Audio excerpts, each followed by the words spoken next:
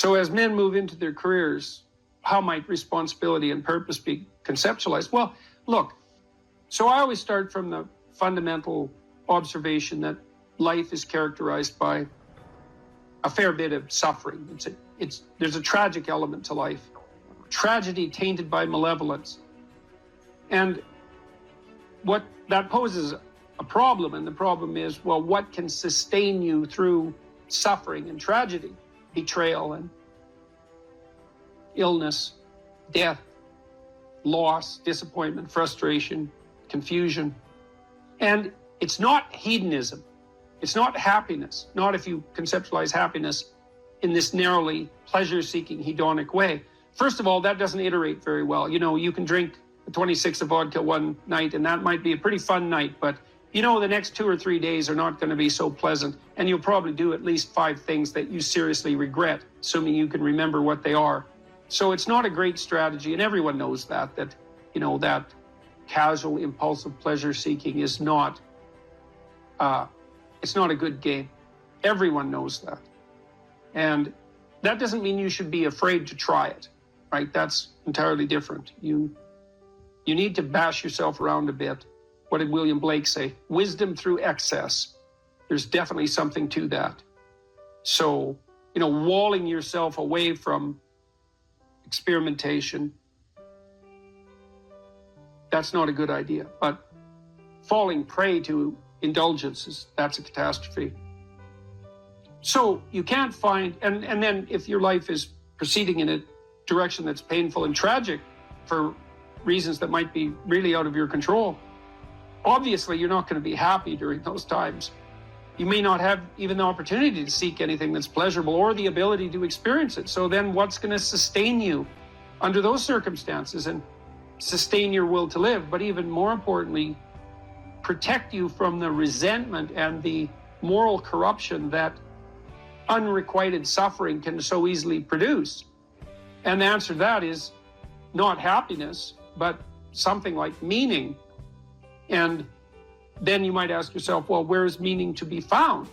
And the answer seems to be primarily through the voluntary adoption of responsibility. You know, so people find meaning in the love they have for their partner and their decision to care for someone else as well or better than they would care for themselves. They find meaning in that, and it can sustain itself across many, many decades, for better or for worse. That's no joke, that phrase. They find meaning in the relationship they establish with their children, assuming they take the responsibility for that relationship. They find meaning in their friendships. They find meaning in their business associations, their civic engagement. You know, people moralize at, older people moralize at younger people and say, well, you should accept your responsibility, you should shoulder your duty. And that's true, but it isn't exactly that you should do it because you should do it, even though you should. It's that there isn't anything better that you can possibly do. Like, you have to justify yourself to yourself. You have to justify yourself to yourself because of your inadequacies and your failure and your error and your propensity to repeat errors that you know you shouldn't repeat, your sinful nature. You have to atone for that. And then you have to justify your life to yourself because it's characterized by death and suffering. And so you need something worthwhile to do. And, well, then you might say, well, there's nothing worthwhile to do. It's, well, you're probably not really in any position to make that judgment, you know, until you've gone all in at least one thing. At least one thing. Because, like, who the hell are you? You're 16, you're cynical and nihilistic. It's like, you're not wise. You're not a philosopher. You don't know anything. And thank God, right? Because you don't even want to think you know anything because you're bloody miserable and you're suffering. And so if you're also right, well, then you're doomed. So you better bloody well pray that your cynicism and nihilism, unearned though it may be, is based on a fundamental falsehood. And it is. You can find deep significance in your life, and you find it essentially through the decision to voluntarily bear your suffering and to trudge uphill nonetheless. And there's something heroic about that in the most fundamental sense. And that heroism is something so deeply meaningful that it, in some sense, triumphs over even death. And so as you move forward through life, you mature, you start by developing responsibility for yourself, your friends, your roommates, then you take on a partner, and you have a family, and you expand the domain of responsibility and generosity, and you want to expand that. Who knows how much you can expand that? You know, you could be a credit to the nation. Well, there's an aim. Why don't you aim to be like credit to the nation by the time you're 50? Because what, you got something better to do than that? And the answer to that's no. And, you know, what are you going to do? You're going to pursue endless one-night stands. You're going to bury yourself nose deep in cocaine. You're going to become an alcoholic. You're going to pursue that tinsely, trashy hedonism that is nothing but destructive and generates nothing but self-contempt, and then bitterness, then misery, then vengefulness. It's like, that's, why do that? I mean, it's easier in some sense, right? Although it's not, because it's rife with catastrophe and suffering. So it's way better to take on, to envision yourself as, that's the cross image fundamentally, right? The pathway to redemption is to bear your cross up the hill voluntarily. It's a hell of a thing to ask, right? Because you have to accept the fundamental limits of your mortal vulnerability. And you have to say to yourself, I will do good nonetheless. Right? And that's not obedience. That's not naivete. That's a cold decision, man. So everyone great makes that decision. So make that decision, because maybe you're great. You cite a tired brain, foggy thinking, as the reason to stop answering questions or giving a talk. How do you combat this while working or writing daily? Well, I eat a big breakfast relatively soon on waking. That really helps. If any of you out there are anxious, and many of you no doubt are, there'll be a large number of you who are anxious and don't eat breakfast. There'll be a whole bunch of you out there who think, well, I don't eat breakfast. It isn't necessary. It's like, that's wrong. It's necessary. You fasted all night. If you load yourself cognitively or physiologically in the morning, your brain, stressed, will encourage your body to produce insulin. It will take all the blood sugar out of your blood, and then you're done for the day. And then you'll be anxious. And a lot of the rest of you too, you'll find if you're anxious, try this. It's really, really interesting experiment. The next time you're anxious, go eat something. Eat some protein and fat would be best. You could have cheese and crackers. I'm not a big fan of carbohydrates, but whatever. Eat whatever you're willing to eat, but make it solid. Don't eat a peanut butter, or don't eat a chocolate bar or something sweet. Eat something substantial, a piece of meat, a piece of cheese, some peanut butter, something like that. And then wait 10 minutes and see if you're less anxious. And try that for like 2 weeks. Every time you get anxious, eat something. Because then you can find out if your anxiety is linked to low blood sugar. And it's very likely that it is, especially if you also get irritable and foggy in your thinking. And the best way to treat that, as far as I've been able to tell, and there's a decent literature on this, is to make sure that you eat a big breakfast. And you might say, well, I'm not hungry in the morning. It's like, who the hell cares if you're hungry? I didn't say enjoy your breakfast. I said eat it. That's not the same thing. You know, there's lots of things that you need to do that you don't enjoy to begin with. You'll get hungry in 6 months, and then you'll start to enjoy it. So that's a massive difference. I take small naps quite frequently. If I'm wiped out, you know, I'll go have a nap for 10 minutes or 15 minutes. And then that helps quite a lot. I try to wake up on a fairly regular schedule. That's another thing I would really recommend for people whose lives are in disarray and who are anxious. Try to fix your wake time. Going when you sleep, that's not so important. So you can still, you know, stay up late and have fun and all that. But getting up in the morning is really helpful. So, you know, and you also have to figure out how much you can work or write. I can't write for more than about max. My sustainable maximum for writing is 3 hours a day. And if I push it past that, then, especially if I'm editing, I make mistakes when I'm editing, so that's counterproductive, and I can't sustain it across time. And so I don't really think you can do more than about 3 hours of extremely intense intellectual work a day. Although if you have a nap, you can stretch that, but I think at least I end up paying for it across time. So nap, make sure you eat, and make sure that you get enough sleep. So that's how I combat it. and try to make myself hyper efficient.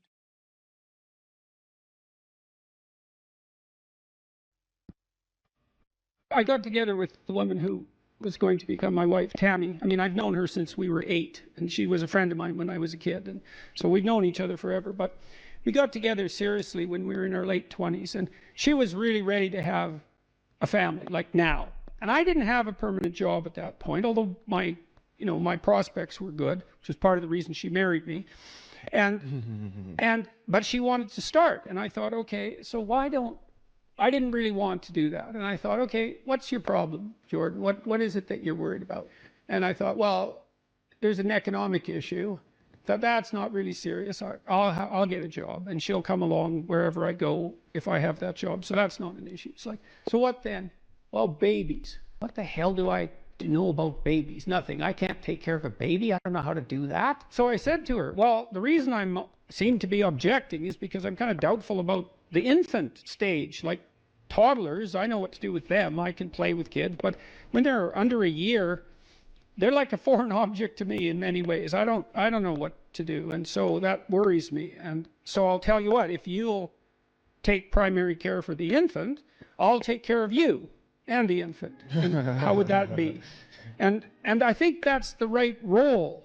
I really do believe that. And you might think, well, that's sexist. It's like, well, no, not necessarily. How are you so sure that that first year as a mother isn't one of the great parts of the fundamental adventure of being female? Like, so don't give me any crap about that being sexist. That's just, I don't think so.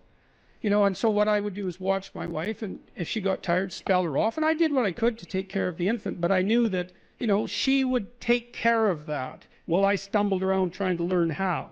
And she did that. And that worked fine. And then, you know, as the kids got older, I took more and more responsibility for them. And when my daughter was about 2.5, I think that's right, 1.5, we had our second child. And then I took care of Michaela, the older child, quite a lot after that, because Tammy, of course, was busy, especially that first year with the infant, with Julian. But that worked well. That was a good division of labor as far as I was concerned. And also my wife was very happy about that because she loved to take care of infants. And that's characteristic of a lot of women, you know, and even those that don't admit it. And it's too bad they don't admit it, because what, there's something wrong with that? Is there some? I saw this tweet the other day about this grandmother, mother of a mature daughter, and the daughter had announced that she was never going to have kids, and her mother said, "Oh, I think that's just great. You know, you're gonna just live for you, and that's just wonderful. And I'm glad you can be so independent." And I thought, how could you possibly say something that stupid to your daughter?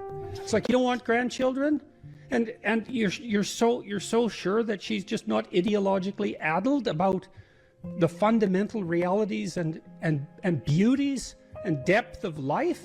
It's like, how many things do? We have a career if we're lucky, or a job if we don't. If we're not, we have an intimate relationship, we have a family. That's life, man. You miss one of those, well, you can do it, but it's a big deal not to do that.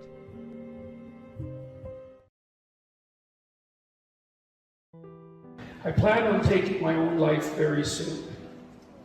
Why shouldn't I? Well, I'm going to assume this isn't a casual question, that's being put out for the purposes of display. Well, the first thing I would say is you have to think very carefully through the consequences of that for other people. So I've had clients in my clinical practice who never recovered from the suicide of a family member. Decades later, they're still torturing themselves about it. And so that's what you leave behind. Now, the problem is you might be dreaming about that, because maybe you're feeling that life has been twisted against you and that people deserve to suffer for the misery that they've imposed upon you. But I would say, think very, very carefully before you go down that route. It's a terrible thing to leave people with. And so part of the reason that suicide has been illegal in most societies is because it absolutely devastates the people you leave behind. And you might think, well, if you're really depressed, then maybe you're really depressed. That's a possibility. You might think, well, those people would be better off without me. It's like, and if you get really depressed, you can think that way, and you can even get to the point where you can't think any other way than that. And I would say, If you're at the point where you can't think any other way than that, then you should tell someone and you should go to the hospital. Because that can happen, it can happen if you get depressed. And there are treatments for depression, and many of them work. For some people, antidepressants work like mad. Now, they don't work for everyone, and I'm not claiming that they're a panacea, but they certainly beat the hell out of suicide, right? And even if they have some negative side effects, and sometimes they do, quite frequently they do, the negative side effects aren't fatal. It's like, well, there's the possibility that your condition is physical, that you're ill in some way, either physically or perhaps you have a psychological problem. Maybe you were hurt, or there's lots of reasons that people get depressed that are very, very complex. I would say don't give up hope and do something final before you've explored all possible options. And if you haven't talked to a psychologist, you haven't talked to a psychiatrist, you haven't tried antidepressants, you haven't revealed to your family or people that care for you that this is how you're feeling, then you owe it to yourself and them to explore every possible avenue before you take such a step. And then you don't want to deprive the world of what you can bring to the world. That's the other thing, you have intrinsic value, and you can't just casually bring that to an end. You leave a hole in the fabric of being itself.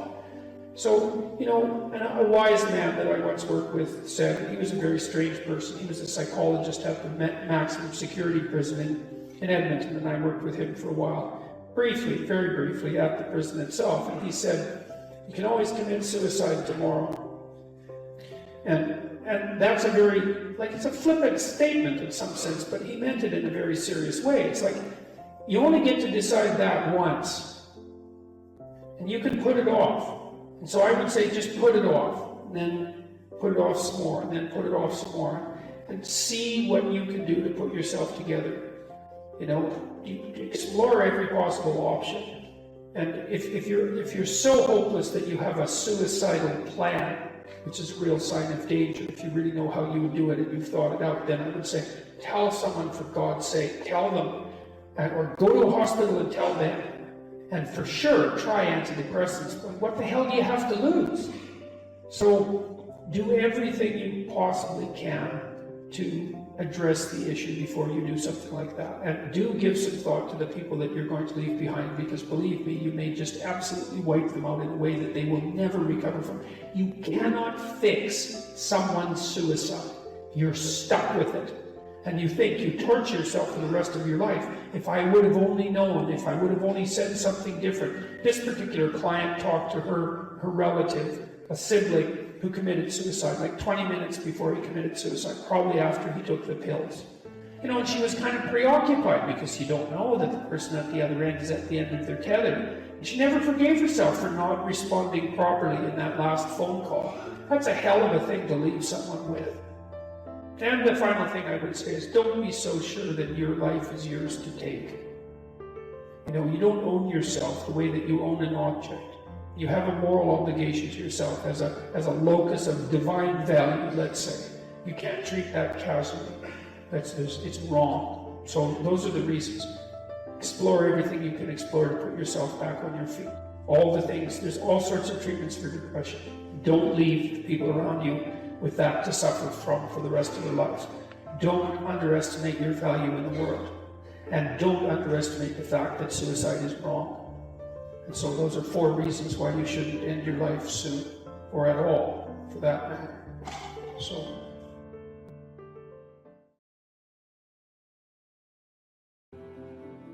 life has proximal meanings, right? There's the meaning that you experience when you're engaged in a piece of art, or when you're reading, or when you're engrossed in a movie or in a conversation. There's the meaning that emerges within your relationships with people that you cherish or are enthusiastic with. There's meanings of security and predictability. There's meanings of duty and responsibility and active engagement with your job and your career. There's meanings of aesthetic pleasure. Now, all of those have their value, and each of them has their place. And maybe there's a hierarchy of value there as well, so that some of those meanings are deeper than others.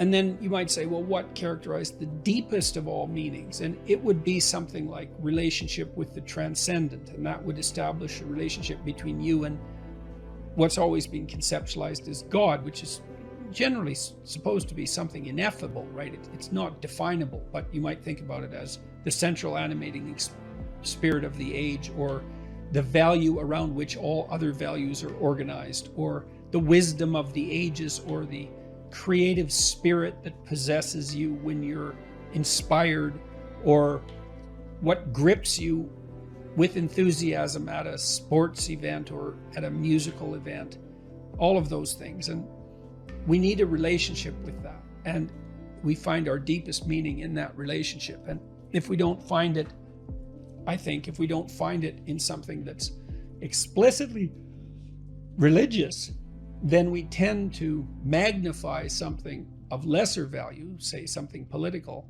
into that to fill the void. So yes, life has proximal meanings without God, without eternity, but at the ultimate level, something's lacking.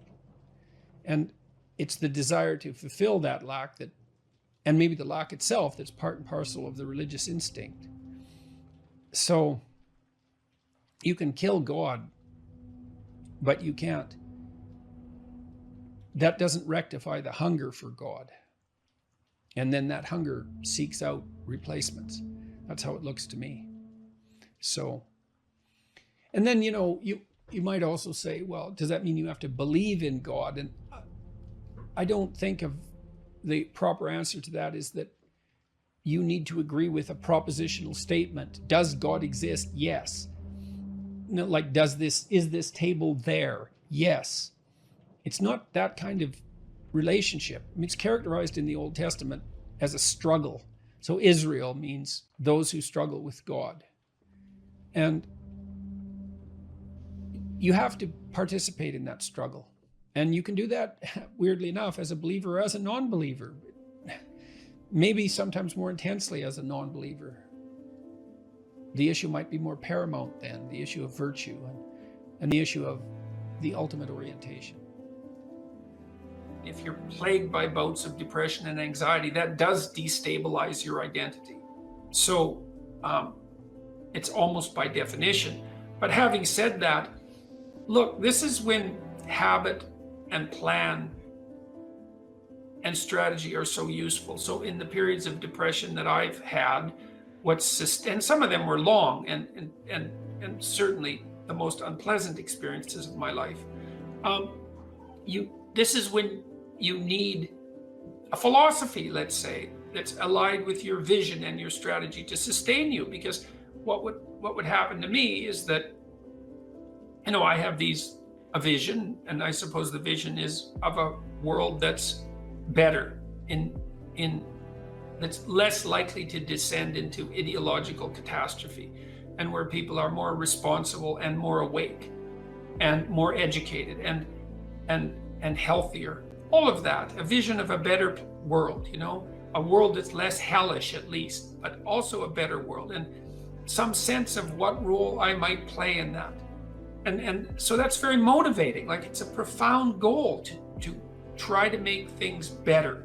And you can do that locally. You can do that for yourself. You can do that for your family. You can do that for the broader community. And all of that's worth it, man. It's worth making some sacrifices for. It's worth suffering for to some degree. And then you decompose that into the day-to-day and week-to-week strategies and actions that you're undertaking, the plans and the activities that you're putting forward to make that dream a reality, to realize it. And then when the depression and anxiety come along, you think, part of it with depression, it's just bloody endurance. It's like you get up and you work through the next hour, you try to stay on track, you try to implement your strategic plans to the best of your ability, and you hope and you pray that you'll get through it.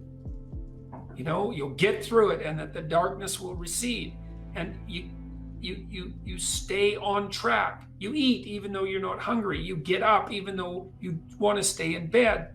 You interact with people even though you'd rather be alone.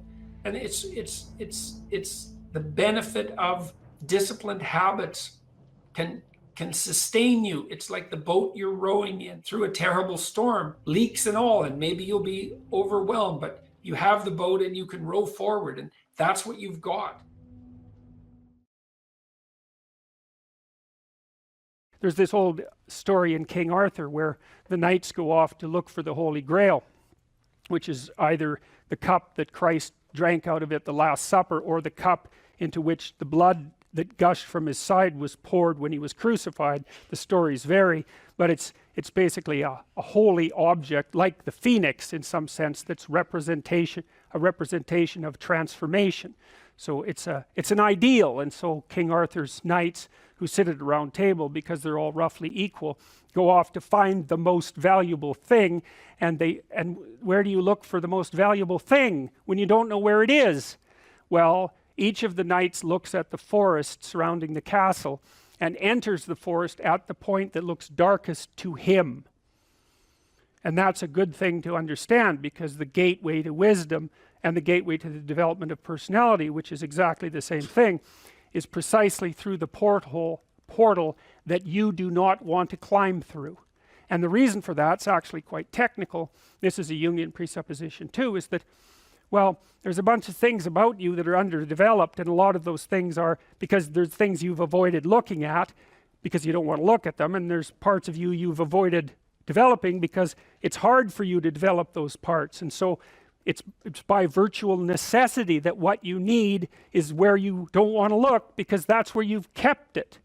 And that's why there's, an idiosyncratic element of it for everyone. Your particular place of enlightenment and terror is not going to be the same as yours, except that they're both places of enlightenment and terror.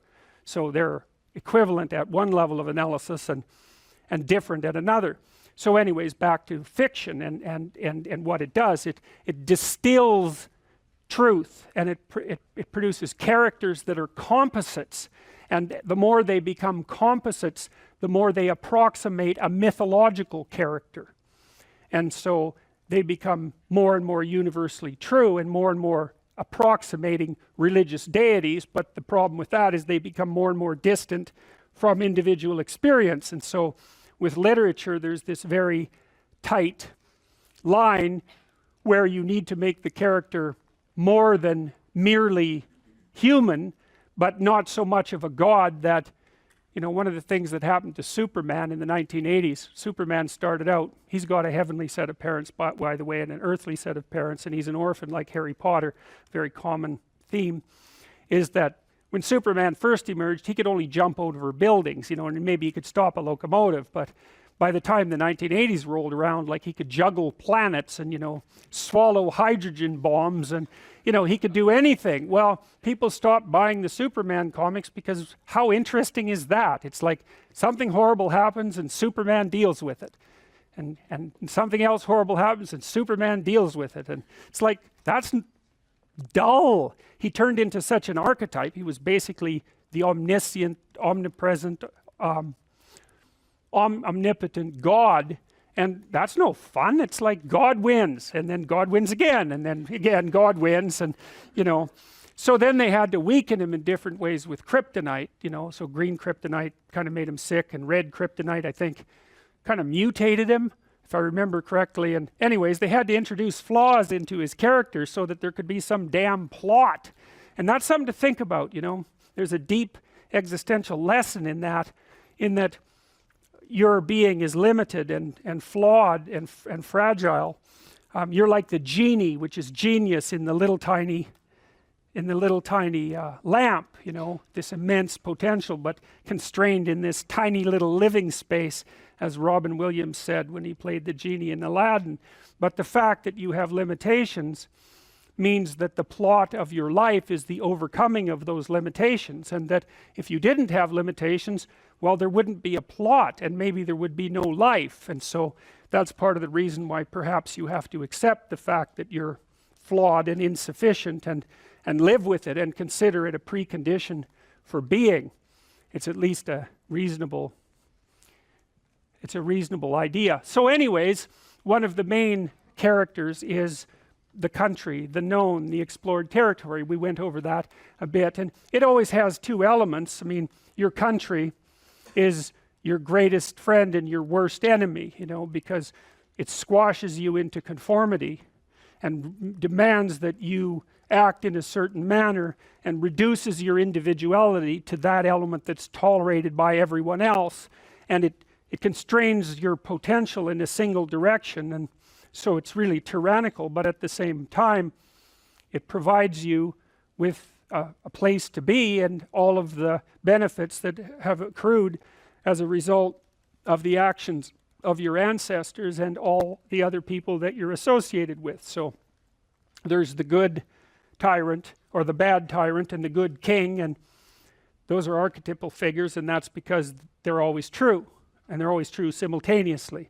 you know, which is partly why I object to the notion of the patriarchy, because it's a it's the what do you call that? It's the apprehension of a mythological trope, which is that of the evil tyrant, without any appreciation for the fact that the archetype actually has two parts, and the other part is the wise king. And you know, you can tell an evil tyrant story about culture, no problem, but it's one-sided, and that's very dangerous, because you don't want to forget all the good things that you have while you're criticizing all the ways that things are in error.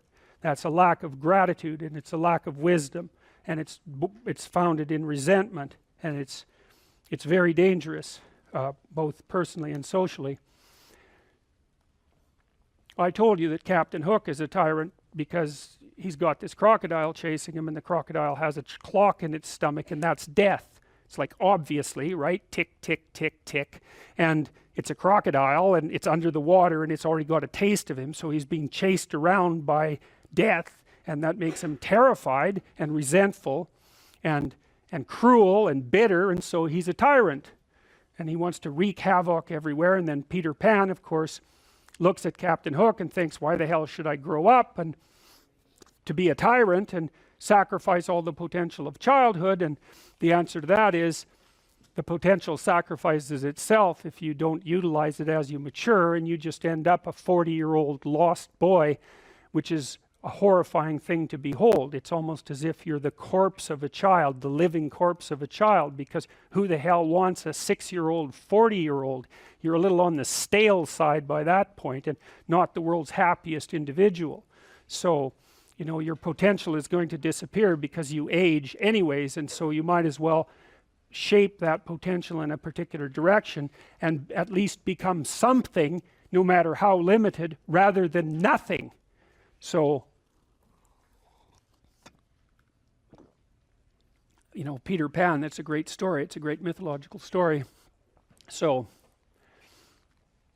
well, so let's talk about tyrants. Well, not only are they mythological figures, but they exist, and they tend to be deified. I mean, Stalin was for all intents and purposes, God the Father in Soviet Russia, although he was pretty much only the worst elements of Old Testament God, who was, you know, constantly smiting people and wiping out populations and doing all sorts of things that seemed to be quite nasty. But nonetheless, you know, people worshipped him in many ways, and he's a representation of just exactly what goes wrong when things really go wrong, when people stop paying attention and when they all lie. Because one of the things that characterized the communist state was that no one ever got to say anything they actually believed, ever. And that was partly because 1 out of 3 people was an informer, which meant if you had a family of 6 people, 2 of them were informing on the government about you, and that included your own children. And if you were an informer, you were often amply rewarded by the state, so that if you lived in an overcrowded apartment building with 3 families in the same flat, and you informed on, you know, the woman down the hall that you didn't like, she got shipped off to the old concentration camp, and you got her apartment. And so that was a lovely society, and it only killed about 30 million people between 1919 and 1959. So that's what happens when the archetypal structure gets tilted badly, when people forget that they have a responsibility to fulfill as citizens, as awake citizens who are capable of stating the truth, and the archetype shifts, so there's nothing left of the great father except the tyrant. And let's not have that happen. I mean, the one on the right is really interesting, because consciously or unconsciously, You know, there's Stalin surrounded by what is for all intents and purposes fire. You know, he looks like Maleficent in Sleeping Beauty when she shows up at Aurora's christening. You know, she puts her arms up in the air and green fire surrounds her. It's like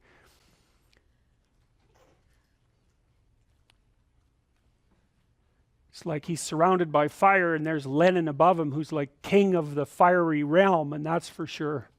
So I mean, all the terrors that happened in the Soviet Union didn't start under Stalin, they started under Lenin, and Stalin was definitely Lenin's legitimate son, let's put it that way. So now you're moving towards the promised land, let's say. So that's inspiring, and that produces positive emotion, because you experience positive emotion when you see yourself moving towards a valued goal. No valued goal, no positive emotion. That's how your systems are set up psychophysiologically. On the negative front, well, maybe anger and bitterness and fear stop you. Okay, so what do you do with them? Okay, now, take good stock of your sinful nature, let's say.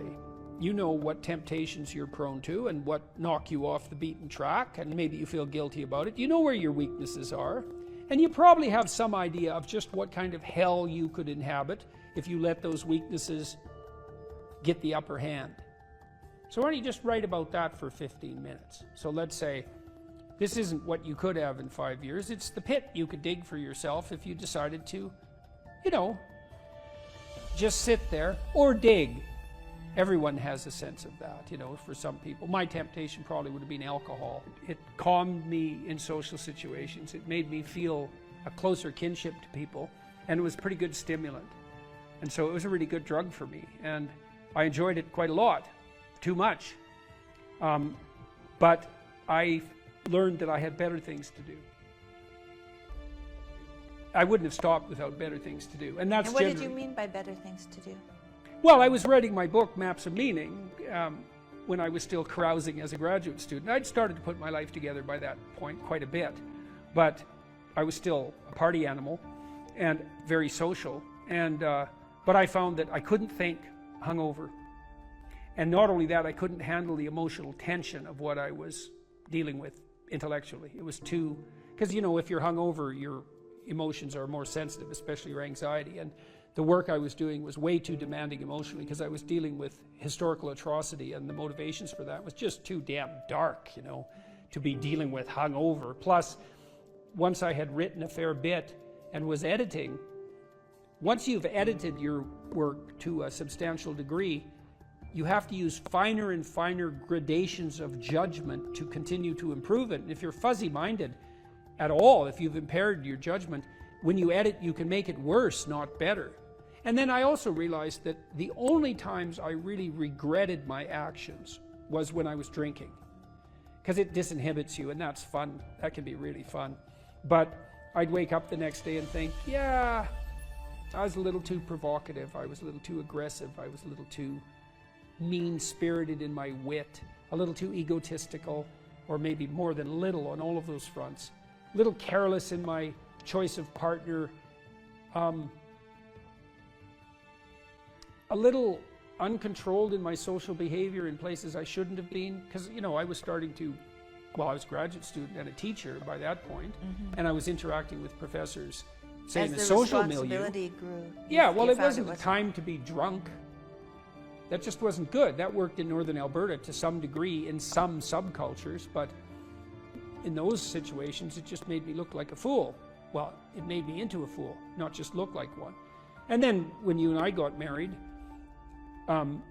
I didn't, and we were going to have kids. I thought, well, I'm not drinking when I have kids. Yeah, I wanted children. Yeah, and you know, you want to grow up at that point. And besides, I was ready to dispense with all of that by then. People are often afraid of moving forward, and no wonder. But you should be way more afraid of not moving forward. And so if you get that hell behind you, it's like, well, do I want to go there? Well, I don't have the effort, the energy. I'm not even sure that it's the right thing. It's like, well, do I want to go back there? It's like, no, definitely not that. And if you don't feel that, hell, then you're not nearly as motivated as you could be. Because if you have any sense of just exactly how bloody dismal and dark things could get, then, and that's right there for you. And that was one thing that... I thought it was helpful. I thought it was helpful when I did the future authoring to think about where I would go if I went to the wrong place. Why? Well, it's just good to know how you will fall apart. Yeah, well, that and then it's you possible? can. Well, and you can also ask yourself, and studying historical atrocity also helped me with that. It's like, well, do you want to be a what would you call a sadist?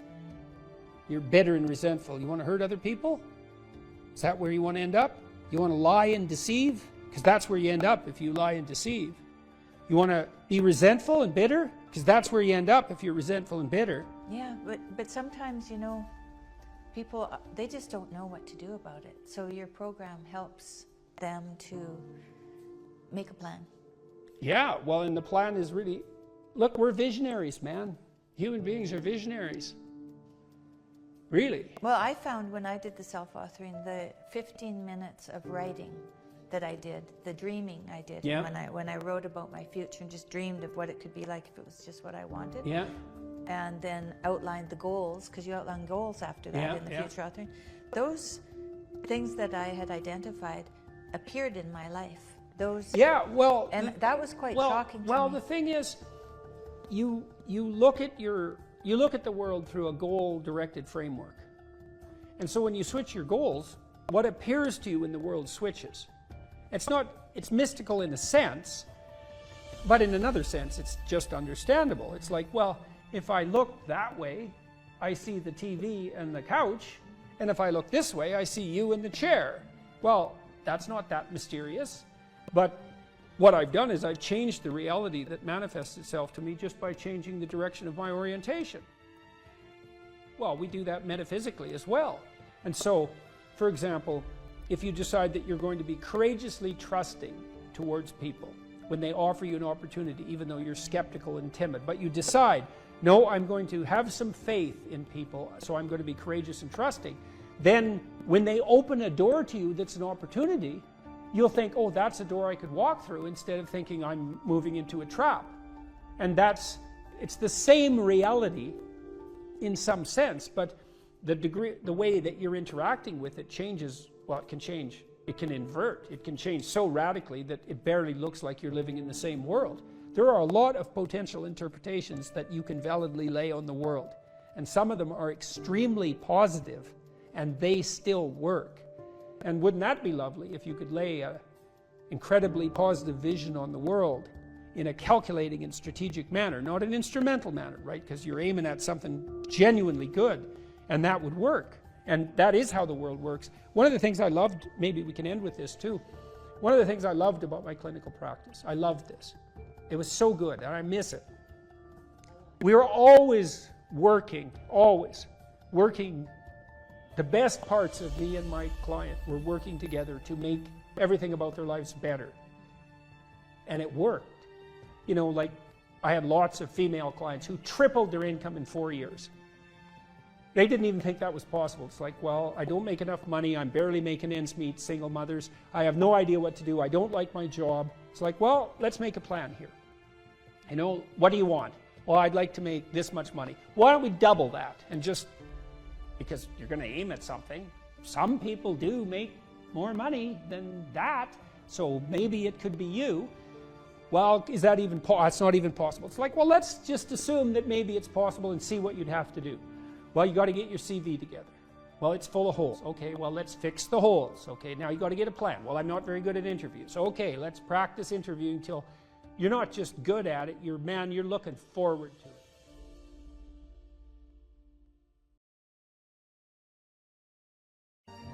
If you're resentful about something, well, first of all, you should notice, I'm resentful. And that's kind of humiliating because no one's proud of being resentful. It's a shameful emotion. Well, so then why are you resentful? Well, there's only two reasons as far as I've been able to tell. One is that you're allowing yourself to be taken advantage of, or you're being taken advantage of. Sometimes you're not allowing yourself. Sometimes you're a child being abused by their uncle. You're not allowing yourself. You can't do anything about it. you're resentful because you're being taken advantage of, or because you're immature.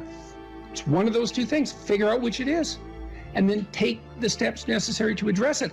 Living a life without resentment is a great goal. People are often resentful if they see that responsibility has been abdicated. Why isn't that person doing their job? It's like, well, hey man, step in at your workplace, in your family.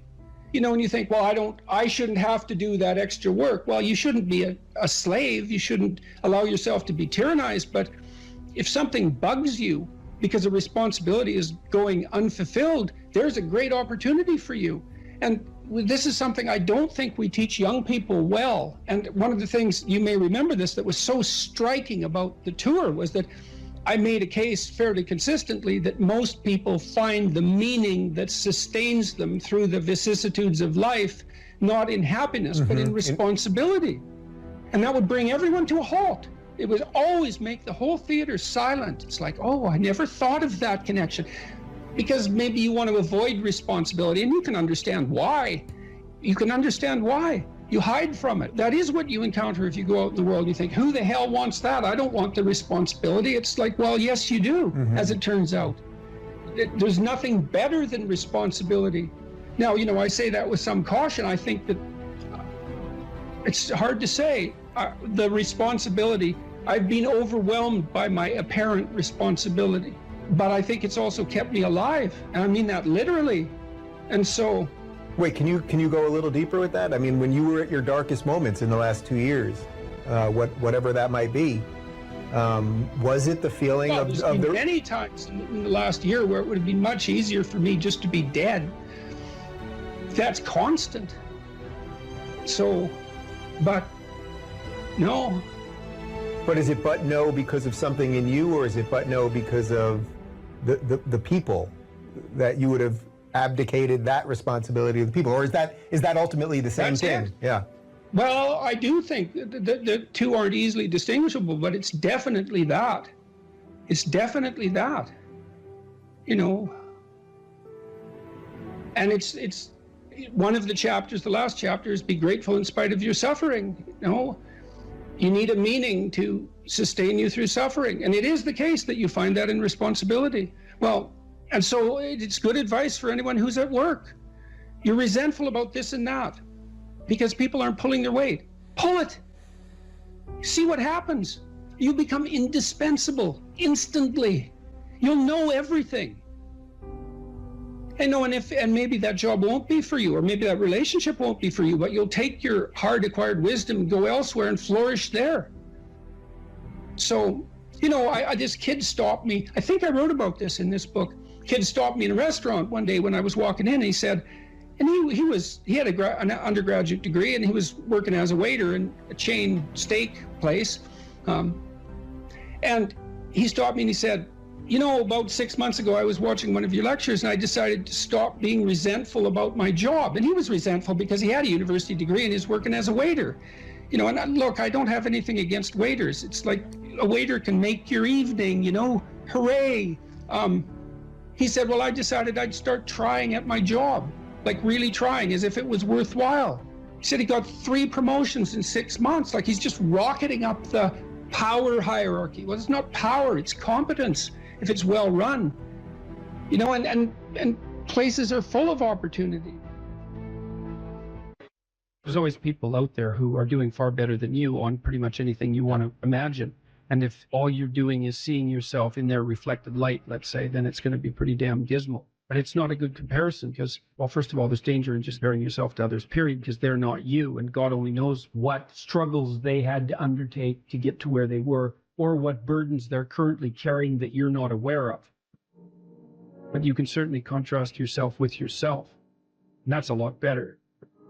It is the only way. Well, it's also the only way of really measuring anything approximating proper improvement. You can actually tell when you're a little better than you were yesterday. Right.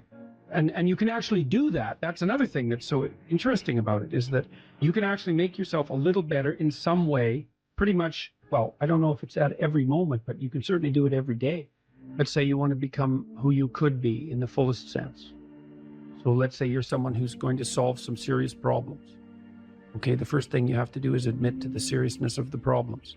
That's no joke. And so the first thing is just the terror of the problem itself. And that's enough to paralyze you. And that's the Hydra, that's the Gorgon with the head of snakes. It'll paralyze and turn you to stone. That's the basilisk in the Harry Potter series. You look at it and it turns you to stone and lurks underneath everything, right? And it's malevolence and tragedy. And so there's that. And then the next is, well, you're going to take responsibility for that? You're really going to do that, are you? That's a hell of a load, man. And so it's daunting to even consider that. And then there's the discipline and responsibility that necessitates, which is also daunting. It's like, oh my God, the problem's that serious. I'm really going to have to get my act together in order to not contribute to it, much less solve it. And so the problem is terrible. And then the solution is daunting.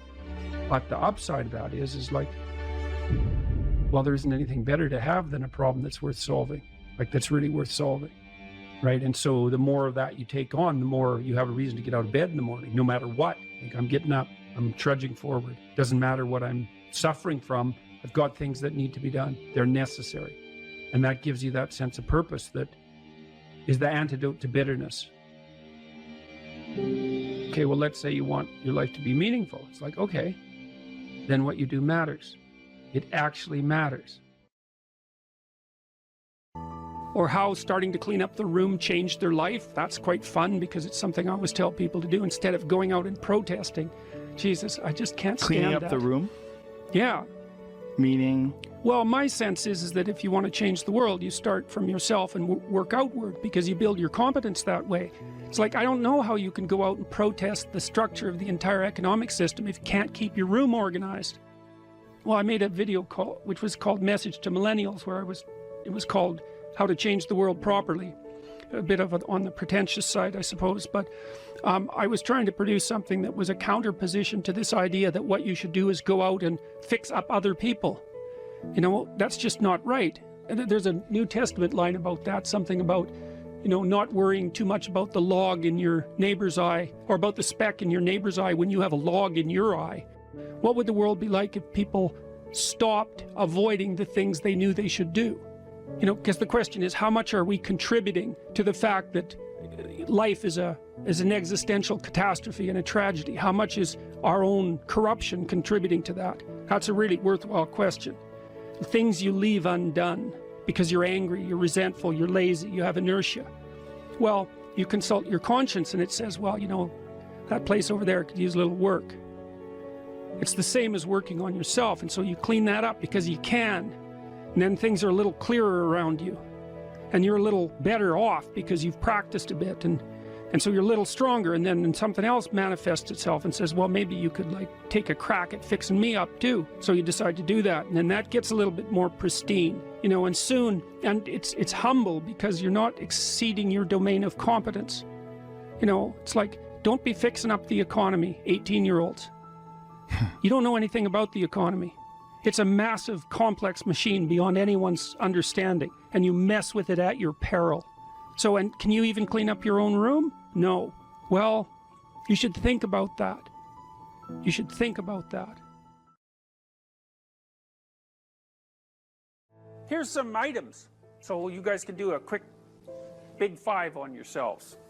And I'll tell you the upside and downside of it. So, if you're orderly, you follow a schedule. How many of you follow a schedule? Okay. And how many of you don't? Okay, so one thing I would recommend is that you do. And I'll tell you why. Like, intelligence is a very good predictor of academic performance. And there's not a lot you can do about your intelligence. I mean, you can squander it, but it's very difficult to improve it. Conscientiousness, well, it's a trait too, so it's hard to work on, but we know that conscientious people get better grades, and it's reliable, and it's a powerful effect.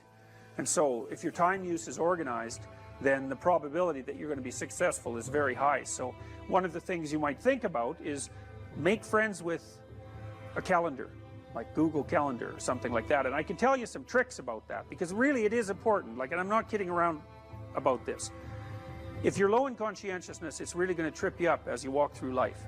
There's not very many advantages to it that I've been able to see, And I'm not assuming that just because you don't follow a schedule, you're low in conscientiousness, but it is one of the items that mark it. The advantage I've seen so far to being unconscientious is that if you become unemployed, it doesn't bother you as much. And I mean, that actually turns out to matter in some situations. So like, you know, if a big company has to shed 50% of its employees, it's the conscientious people are going to suffer themselves to death for it. And the unconscientious people, they're not going to care anyways because they weren't working anyway. So it doesn't matter if they have a job or not. So here's one way of thinking about making use of a schedule. Often people are afraid of schedules because they think of them as a trap. You know, you make a schedule and it's like this little prison that you have to live inside, and you know, and all you're doing in your schedule is putting down things you have to do or should do, and so, you know, there's not a lot of fun in that. And so not only is it a trap or a prison, but it's kind of an unpleasant one. But a way to work with a schedule in a lot more sophisticated way is to think, well, I'm going to plan the next week, say, because you plan it day by day, but we'll take the week as the unit level of analysis and think, well, I'd like to plan a week I'd like to have. And then your schedule all of a sudden becomes a tool for increasing the quality of your life. And that's a whole different issue, you know, because you might think, what's the emotion that you suffer, assuming you suffer one of these emotions? If you have an essay that's due and you're not doing it, like, would you regard that as a pleasant emotion or unpleasant emotion? Okay, so do you think you can characterize the unpleasantness? Like, what kind of emotion is it? It's guilt, okay. Anything else? Frustration? Yeah, so you're sort of frustrated with yourself. Yeah, you need a slap, right? You think, I need a slap. So, okay, so guilt, anything else? Anxiety? Restlessness? So that's kind of an agitation. Yeah, it's because your body knows you should be doing something, but you know, you're not pointing it in the right direction, so it's shame? Is that reasonable? So, okay, so the reason I was asking you about that is because, you know, most of the negative emotions are associated with neuroticism, but some of them seem to be associated with conscientiousness. And the conscientious negative emotions seem to be guilt and shame, fundamentally. And so recent research, and really recent, I only got this paper like a week ago, I think it's about 4 months old, seem to indicate that conscientious people feel less guilt, but they're more guilt prone. So if they don't do something, that makes them guilty, but they organize their time so they are doing the things they're supposed to do, so then they don't feel guilty. So anyways, back to the schedule. So, all right, you think about your week and you think about your day, and you think, well, how would you improve the quality of a given day or a given week? Well, one of the ways of improving it is to not put yourself into the situation where there are things hanging over your head that you have to feel guilty and ashamed about, because that's a very unpleasant way of being. And you know, if you have an essay that's due in a week and you're procrastinating, then the fact that you have to do that essay can ruin the whole week. And even when you're doing something that's positive, hypothetically, it's kind of that horrible kind of positive that you experience when you know that you should be doing something else. And so that's when you end up watching YouTube videos about like dancing cats or something like that. You know, and it's at best it's a guilty pleasure. It's not a pleasure at all. You think like, what the hell am I doing watching videos of dancing cats, you know? But then you know that you're procrastinating, and that's low quality, very low quality existence. So if you use your schedule, you can think, okay, well, here's some times that I'm going to do this work. And then you can also sort of ask yourself about that when you're designing your schedule. Because you don't want to design a schedule like you're Adolf Hitler telling yourself what to do, you know, because you're not going to comply with it then. What you have to do if you're going to design a schedule is you have to ask yourself, all right, I'm going to set aside some time to study over the next week or to do this essay or whatever it is. How much time would I actually spend studying? An hour or two a day might be a worthwhile thing to schedule in, and I would say don't schedule in more than that to begin with, because then you'll fail and then you'll stop using the schedule. And so the other thing you want to do is you want to schedule in things that you want to do, and then you want to look at the day or the week and you want to think, hey, that's a week I'd like to have. If I had a week like that, it would be good. You know, I'd be caught up so that all that negative emotion doesn't have to accrue. And I would have done a bunch of things that I'm interested in doing, and at the end of the week, I'd be in better shape than I was at the beginning. And if you treat a schedule like that, so that what you're using it is to design the days and weeks that you want to have instead of using it as this little, you know, jail that you have to put yourself in that you're not going to do anyways, then you can learn to use them. And that's one thing you can do to make yourself more industrious, more conscientious. Follow a schedule. I've told people to learn to use a schedule. And people often hate schedules because they act as their own tyrants, right? They say, well, you have to do this unpleasant thing, and then here's another unpleasant thing you have to do, and then you have to do this unpleasant thing. And you do that for about 3 days, and you think, to hell with this, I'm not doing that, you know, and you fall off the wagon. That isn't what you're supposed to do with a schedule. You're supposed to use it to design the days that you would like to have if you were taking care of yourself. And so some of that is, you know, you wake up in the morning and you think, here's 5 things I have to do that if I don't do, my life will be worse. It's like paying bills, for example, or taking out the garbage. It's like you have to do those because otherwise things degenerate. So you got to put some of those in the schedule because otherwise tomorrow is worse than today, and that's a bad trajectory. But you also want to build in things, you know, you've got to act in some sense like you're dealing with a relatively recalcitrant 9-year-old. It's like, so, well, here's some things you have to do, but here's some things that if you do, you could reward yourself with. And if you get the balance there between obligation and reward right, then you'll find that you're motivated to do the things. And that's what you want to do. You want to do that so it's sustainable across days and weeks and months. And so you got to treat yourself like a good boss would treat a valued employee, and not like a tyrant would treat a slave, because the slave will rebel. And, you know, people say, well, I don't follow through on my plans. It's like, well, A, they're probably not very well formulated, and maybe you're doing them because of an external moral obligation or something. They're not really your plans, right? And B, you're acting like a tyrant and a slave, and that's a bad relationship to have with yourself. Treat other people as you would like to be treated. It works both ways. You also treat yourself like you treat other people properly. So that's a necessary thing, and often people don't do that. But the scheduling is really important.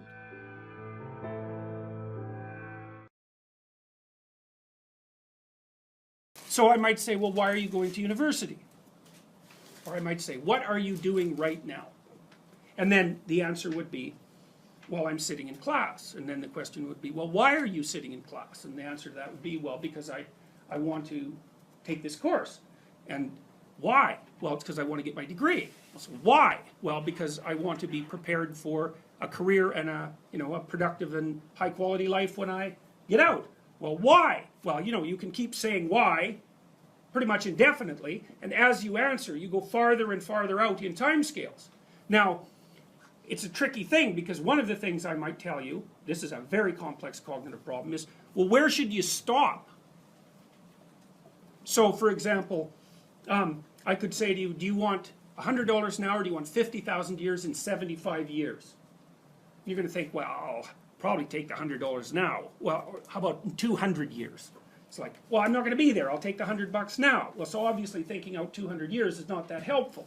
Now, you might think, well, no, you should calculate the effects of your actions on the vastest time span possible, and include the largest number of people, if you're really going to equilibrate it. But the problem is you can't do the computations, because you get this thing called combinatorial explosion happening, which is that it's like a chessboard. You make one move, okay, fine. But then you could make 4, and then with each of those you could make 4 more, and then with each of those you could make 4 more, and soon, if you're looking 20 moves ahead, it's like there's so many moves that the other person could possibly make that looking that far ahead is pointless. You can't do the computations.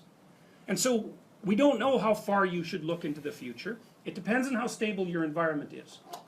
But 1 month seems okay. A year, yeah. 3 to 5 years, that's what I'll have you do when you do the future authoring program. 20 years? Probably not. And the reason for that is the margin of error in your prediction grows so large that your prediction isn't worth anything. And you can really see how that's the case now, because, like, what's it going to be like in 20 years? When I was a kid, I used to read science fiction. It was like plausible accounts of the potential future. It's like, now? Who knows? Anything could happen. Anything could happen. You could be 3/4 robot in 20 years. You could have a lifespan of 10,000 years. I mean, we just do not know. We could be living in caves again with everything in ruins. We don't have a clue what's going to happen. So 20-year span, I would say, get friendly with computers. So 20-year span's too long. So, okay, anyways, what I'm pointing out is that you have to calculate what you're doing across multiple spans of time, and in that combination, in combination with many, many people. And that makes things very complex, but that's how you're building the structures that you live within. And I would say you don't just have to face the reality of unjust suffering and death in your life. You have to face the reality of hell. And you might say, well, I don't believe in hell. It's like, well, do you believe in Nazi Germany? Do you believe in the Stalinist Soviet Union or Maoist China or Cambodia? That's hell. And you can assess that more deeply. You could say, well, that's not even hell. That's not as precise a formulation of hell as you might be able to conceptualize. Hell is actually participation in the process that led to the establishment of those countries. And that's something that human beings do. And the fact that we do that is something we have to face. And maybe that's even worse than death. And I think you can make a case for that. I really do. I think there are things in life that are worse than death. There are things in life that are worse than unjust suffering and death. And the things that lead to hell are worse. And you might think, well, I don't have to worry about that. It's like, yeah, you do, as a matter of fact, because you're going to face those things too. And you're going to face that when you face your own malevolence, which you will, and you're going to face that when you face the malevolence of others, including the mob. And some of that's just death and tragedy, and some of it is something far darker and deeper than that. And so, yeah, you face that. And so that's kind of interesting. And then you might think, well, how should you face that? And that's where Tammy's story is relevant. It's like, well, so she went and swam with the sharks. And I wasn't very happy about that because our life has been adventurous enough. I thought, do you really need to go swim with the sharks? And the answer seemed to be, well, that would be an adventure. And, I don't interfere with her when she's having an adventure. She's going to go have an adventure. It's far be it for me to interfere. And then she told me, that you had to look the shark in the eye or it would think you're prey. Think, well, what do you have to look in the eye so you're not prey? And human beings have been trying to figure that out for a long time because we're strange animals, because we're predators, but we're also prey. And so I guess at any moment you're sort of deciding, well, are you a predator? Are you the thing that's on top, or are you prey? And you're prey if you turn tail and run. And there's a psychological truth there, like a deep psychological truth. And it seems to be something like, if you practice forthright and voluntary exposure to that which terrifies and dismays you, it transforms you. And we really know this as psychologists. We even know there's more and more evidence suggesting, for example, that if you imagine you adopt this attitude of voluntary confrontation, that changes you psychophysiologically. So much of the biochemistry of motivation and emotion is transformed when you take a stressor which could be oppressive and paralyze you and cause you to withdraw, and you reverse that and you decide to advance. It's like a different spirit inhabits you. And I mean this physiologically. There's a whole different pattern of being that makes itself manifest in you neurologically and psychophysiologically and pharmacologically. So you take it on as a challenge, right? And that transforms you at a cellular level too, because one of the things we've discovered in recent years is that if you do something new and complex, then that turns on that parts of your DNA that haven't produced proteins before will start producing new proteins and reconstruct you from the cellular level up.